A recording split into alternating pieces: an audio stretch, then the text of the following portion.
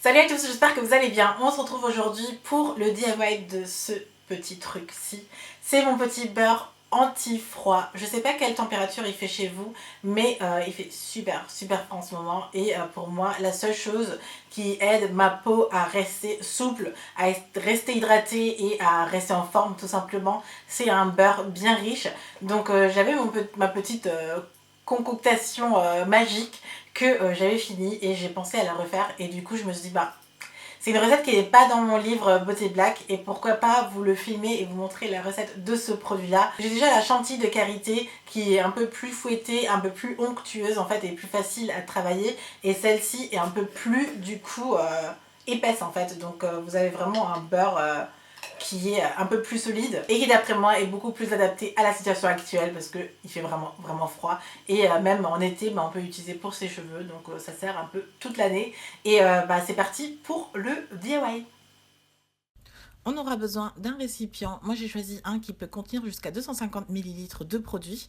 Ensuite, on utilise du beurre de cacao qui va permettre à notre peau d'être hydratée, de garder son élasticité. Souvent pour les femmes avec des vergetures, c'est super utile aussi.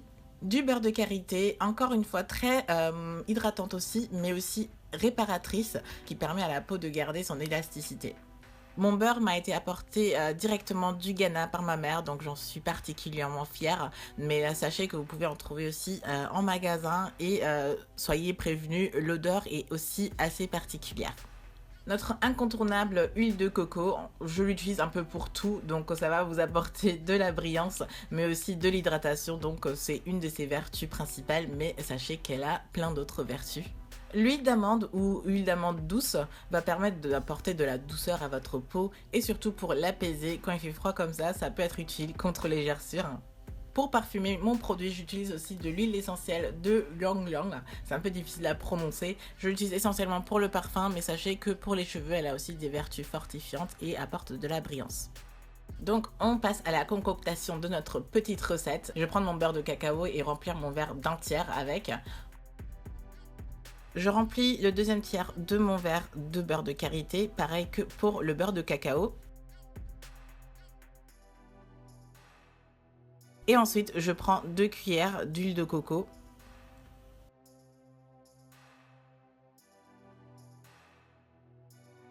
On passe à l'huile d'amande où j'ajoute aussi 3 cuillères à soupe.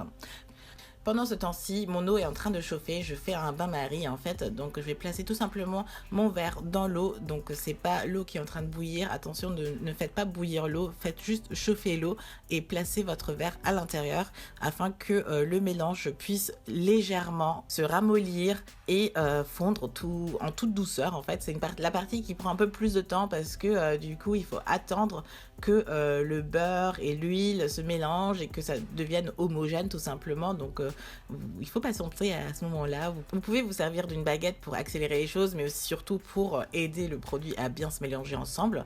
Et au bout d'un moment, tout se mélange et vous avez une bonne huile dans votre verre. À ce moment-là, vous pouvez sortir de l'eau et le poser pour le laisser refroidir. Et c'est à ce moment-là que nous allons ajouter notre huile essentielle de Ylang Ylang pour apporter le parfum. Donc je verse quelques gouttes, je crois que j'en avais compté une dizaine, et je mélange encore avec ma baguette. Une fois que le produit a suffisamment refroidi, on peut le verser dans notre contenu, donc il suffit juste de le verser dedans et de refermer votre récipient et de le laisser encore refroidir jusqu'à ce que le produit soit ferme. Donc sachez qu'une fois que le produit est totalement sec, ça va être solide, donc vous voyez que la couleur change, vous avez une couleur assez solide, ce n'est plus une huile mais un beurre. Et voilà, c'est déjà tout pour cette vidéo, j'espère que ça vous aura plu. Si c'est le cas, vous savez ce qu'il y a à faire. Le petit thumbs up, comme ça je le sais.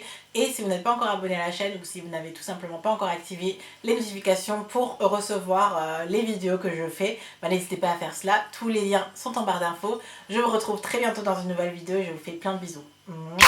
Bye!